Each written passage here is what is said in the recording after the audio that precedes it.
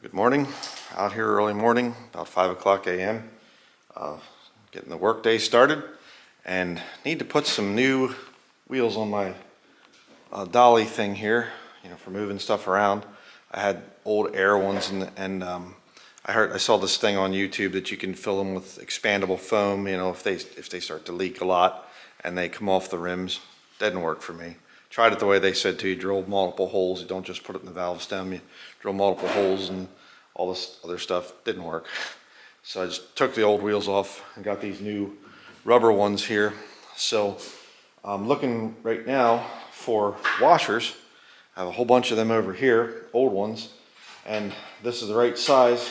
Goes over there like that, and so I need to find another one or two. So I'll show you here.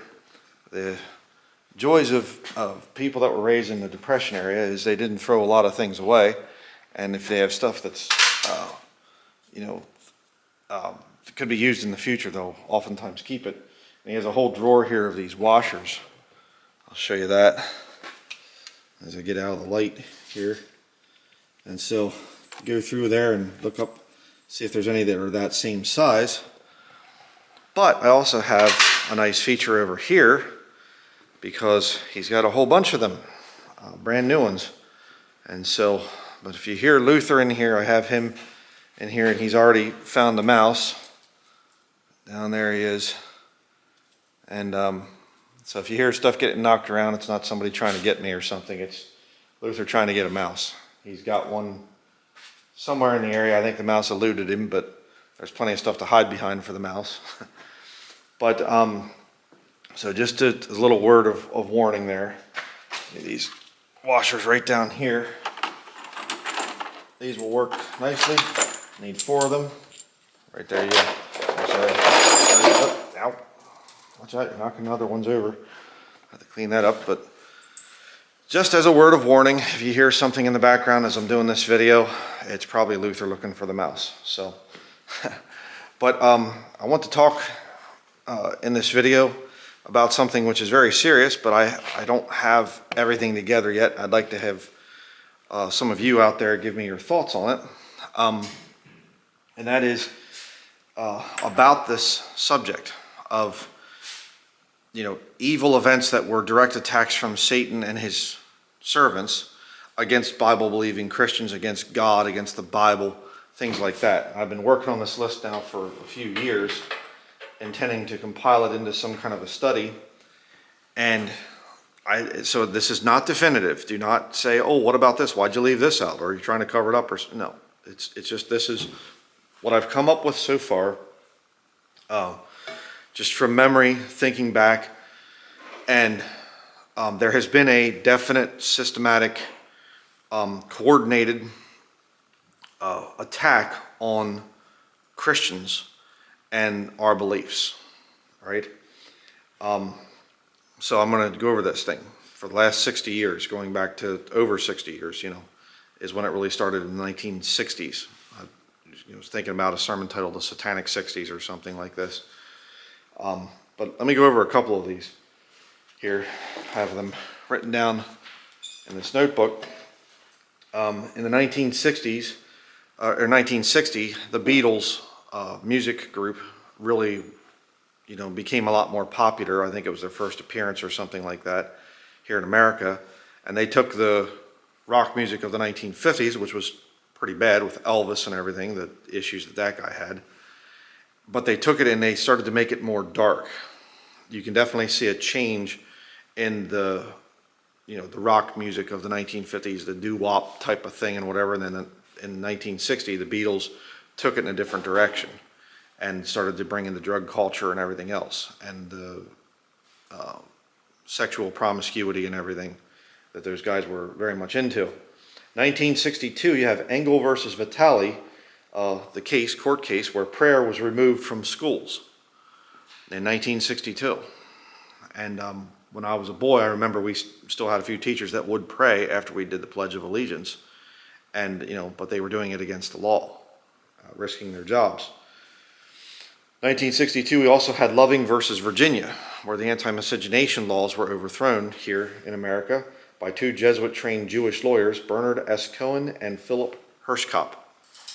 And this began the sexual perversion movement. And Mrs. Loving said so in an interview. She said the gay rights movement and all the other things would not have been possible had it not been for their case, the Loving versus Virginia thing. So I'm not being mean or some kind of thing like that. It's the truth. It's what happened.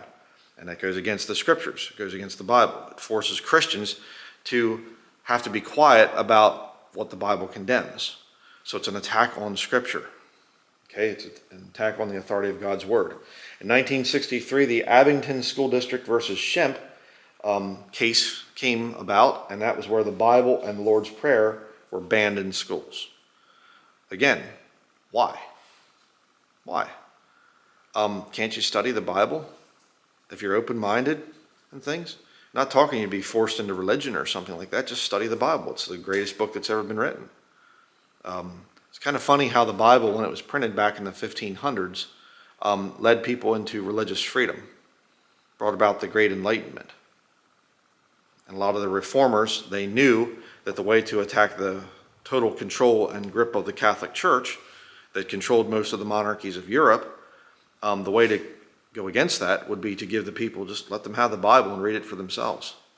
You see, if you read the Bible for yourself, you actually see that there's no pope, there's no sacraments, there's no Holy Eucharist, there's no church buildings, cathedrals, temples, things like that for Christians. It's not in there.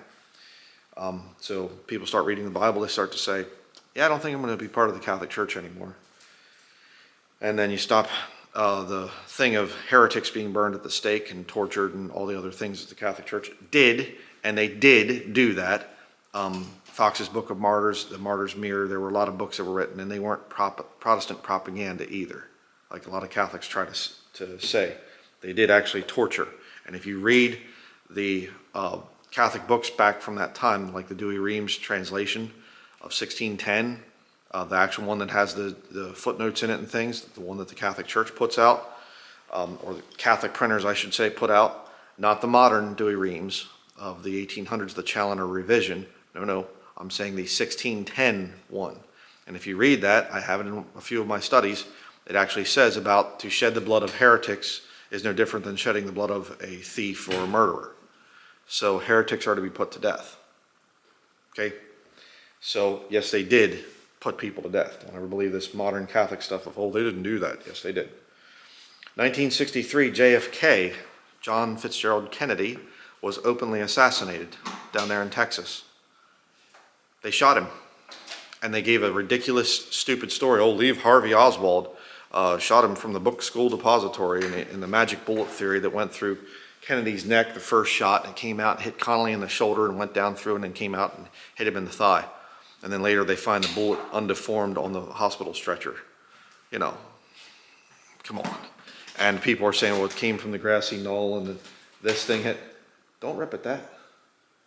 I was over here yanking at insulation trying to get to the mouse. But, they came up with this ridiculous theory. And they've been doing it ever since. Okay? The Thomas Crooks thing, the Charlie Kirk assassination recently. The guys, I saw a video yesterday where some guy slowed it down and you can see where the bullet actually goes in here in Charlie Kirk and it comes out of his neck. It wasn't from that way. It was from back here. But the FBI, we've seen enough. We have the guy in custody. It's over. Investigation's over.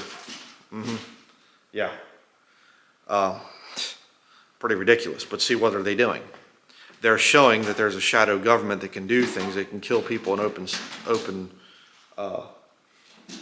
just openly, and you can't do anything about it. We're going to lie to you people and just show you that we can get away with crime. We can get away with murder, open murder of a president. Kennedy back in 1963. The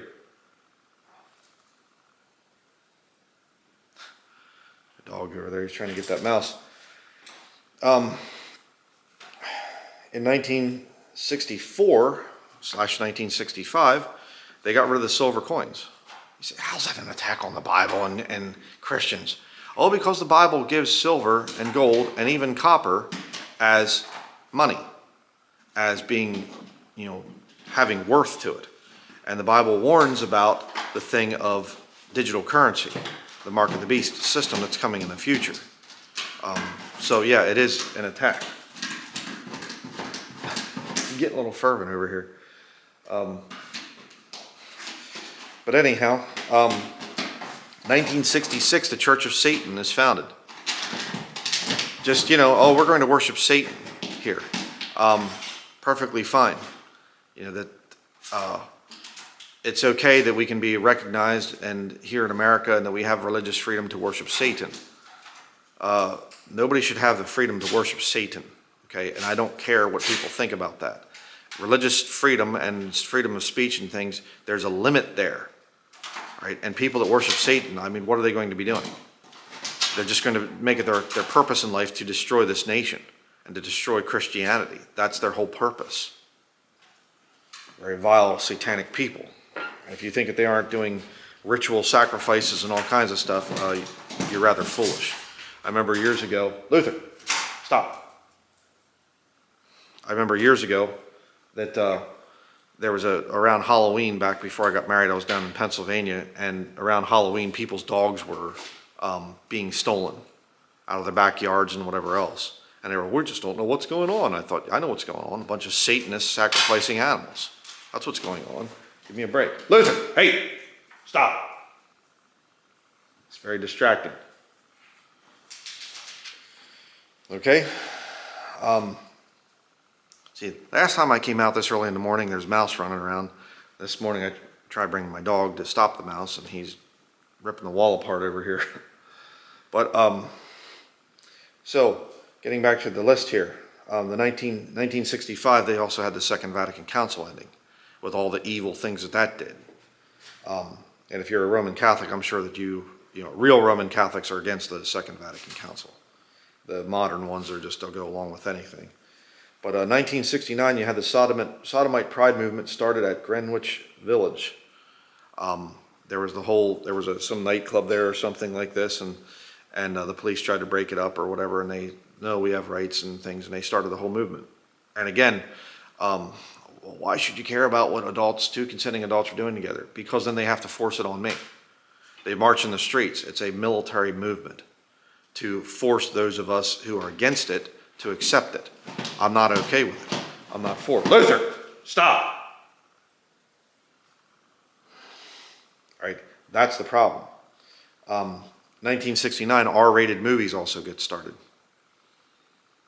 So now you have the level of filth. You look at the really old movies from the 30s and 40s, and they get worse and worse and worse. And by 1969, they're playing R-rated movies. All sorts of profanity and nudity and everything else, perversion, fornication being shown. We're entertained by that. Yeah. And now you go out in public and people are just out there just using profanity, all kinds of profanity, not even caring, oh, there's a woman and child in the area or something, whatever. This nation's fallen very far. Okay, it's not going to end very well for this nation. 1971, Freemason Dewey Lockman releases the New American Standard Bible and markets it as the most accurate translation ever. Exactly. And I'll just say this, I can make a whole separate video on it, I might sometime, but they say, well, King James was a Freemason. I've never seen proof of that, but let's just say that, let's go with that. King James was a Freemason, Dewey Lockman's a Freemason, so what's the difference? King James Bible was put out by a Freemason, New American Standard Bible put out by a Freemason. Not actually, no. Because you see, even if King James was a Freemason, he wasn't trying to make money off that translation. All he did was authorize the translation of it. He said, I'll protect you while you're doing that work. That's all he did. He wasn't sitting there making the translation himself, or Sir Francis Bacon, or, well, they're kind of stupid conspiracy theories. There were 54 men that started in 1604. By 1611, it had gone down to 47 men, because a lot of them were older men. Some left the process, some died during that 7-year time period, but they made the very best translation from 1604 to 1611. And King James, all he did was authorize it. Okay, Dewey Lockman came along. You can listen to the recording of Frank Logsdon if it's out there. I think I might have it on my channel. The public rejection of the NASB by one of its co-founders. Frank Logsdon was one of the co-founders of the New American Standard Bible, and he talked about how the Dewey Lockman saw that the copyright for the American Standard Version was very loose, and that he could get it, he could buy it, and then he could market it, and that's what he did. Dewey Lockman was trying to make money. Okay, and you look at the other video I did with Manly Palmer Hall, and he actually talks about the need to update the King James Bible. We need to get rid of the King James Bible through new versions, all right, is what he said. So Freemasonry's probably the leading philosopher other than Albert Pike, Manly P. Hall, and he said something which Dewey Lockman fulfills, right? So there's a big difference there. But since then, they've come out with this ridiculous lie that the New American Standard Bible is the best translation possible and all this other stuff. It's marketing. That's all that that is. And as I said in the video the other day, it's not even true, because the Sinaiticus and Vaticanus both have apocryphal books as part of the inspired text. All right? And some people were confused. They say, well, the King James Bible had the apocryphal books between the Old and the New Testament. They put them in for just for the historical, here they are. You can read them for yourself. It's not part of the inspired text. That's why we're keeping it between the Old and New Testament. But you see, Vaticanus and Sinaiticus have them interspersed within the books of the Old Testament. You could pick up a Catholic Bible and see it for yourself. They're in with the Old Testament books. So if the New American Standard Bible is truly the best translation available, then it would also have those books in with the text. But see, they don't. They leave them out. So right there you can see that is proof alone that the New American Standard Bible, the marketing behind it, that it's the most accurate translation ever, is a complete, total lie. They don't even translate their own text. So, but see, it was all promoted as a Freemasonic way, a satanic way to attack the King James Bible. And a lot of people in church buildings dropped their King James Bibles and got a New American Standard Bible because their hireling, minister of Satan, came out and said, oh, it's more accurate. This is better translation. And that whole movement got started. In 1973, the ecumenical NIV New Testament was released. I have one. Okay, 1973. Also in 1973, ironically, Roe versus Wade, happened, and abortion is legalized. And the murder of innocent babies is started because a bunch of women want to play the harlot and don't want to take responsibility for their actions. So they just murder their own babies. And that's what it is. It's murdering your own child. 1982, the copper penny is changed and biblical money is removed to lead to the mark of the beast. Yeah. As time goes by, your coins are worth less. They're not even going to make the penny anymore. You know, so we've gone from them removing the copper penny to this zinc, copper-coated zinc coin from mid-1982 on. And now the pennies are not worth anything, but even now we can't even afford to make the pennies because our dollar's been so devalued. So that's real nice. So I skipped over a lot of the 1980s and the 1990s. I don't have a whole lot of things. If you have any ideas of other big things that happened, landmark type decisions that were definitely pointed against Christians in the Bible, then go ahead and put them in the comment section below. I'd love to read those. But in 2002, the TNIV is released. Okay, now the NIV had been doing gender-inclusive language for a long time, but this was the first time that they openly came out with this gender-inclusive, we won't say brethren anymore, we'll say brothers and sisters, even though even their own corrupt Greek text, the Nestle Lalande text, doesn't say and sisters. So they're adding to the text. It says brethren. Okay, you look at the Greek word. I did a whole collation on this whole thing. The Greek word does not say anything about and sisters, even in the corrupt Greek text. So they will bring out a new Greek text, based on the 19th century forgery of Sinaiticus, and then we'll eventually abandon that completely. See, King James Bible, it's about preserving and purifying the Word of God. Until you get to 1769, there you go. The most perfect Bible that's ever been printed on earth. The greatest Bible ever. And then the new versions come out and they say, oh, we'll improve it. We found these older manuscripts and whatever else. No, you didn't. They didn't add anything in the late 1800s with the revised version, 1881. They didn't add anything at all to the King James Bible. It started to pervert it, and it gets worse and worse and worse. In the 20th century, you have 200 new versions come out. Okay, the English language is changing You know, you have to be updating it, 2 times every year for the next 100 years, 1900 to 2000. I mean, yeah, give me a break. But 2015, gay marriage is legalized here in this nation, which I don't really understand the point of that. I didn't go to the government to have my marriage legalized, my wife and I. We did it the biblical way of a marriage coverture. The government has no right to be in marriage, but somehow they have to go and get government permission to get married or something. Okay, what's the point of that? Again, it was rebellion. See, they're saying we are rebelling against God and against God's standards.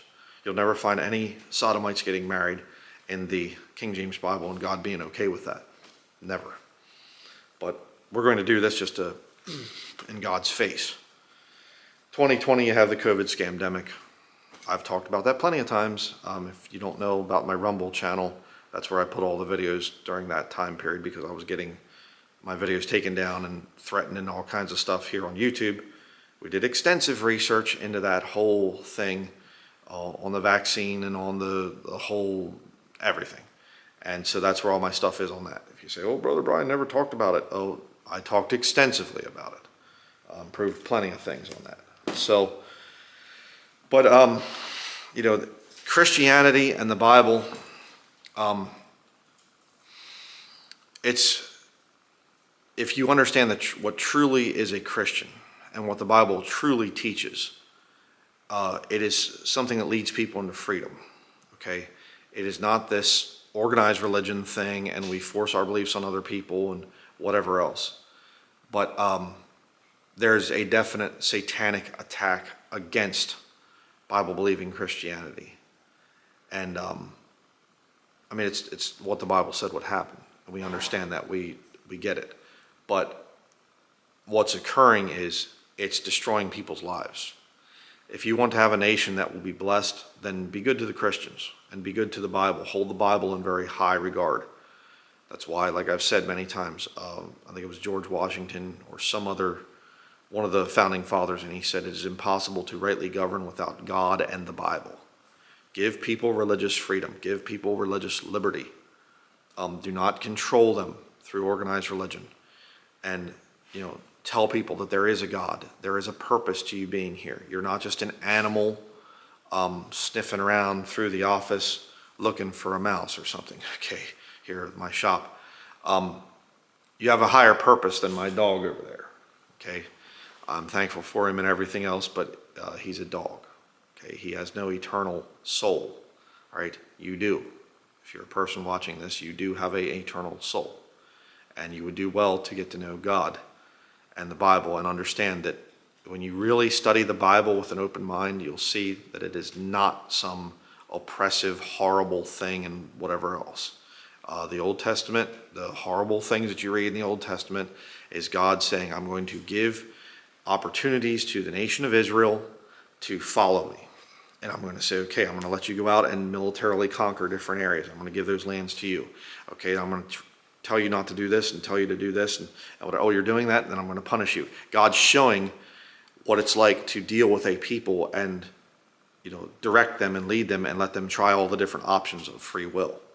That's what it's about. God's not saying, you read the New Testament and it makes sense of the Old Testament.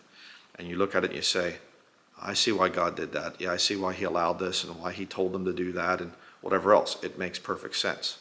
But if you say, well, we're just going to scrap the Bible and God and we'll just push it out of our society, then you get this, where we are at in modern America right now. We have a very serious problem in America. Evil has grown to the point of it's mind-boggling what's happening right now. And you wait until this country falls. And it will fall.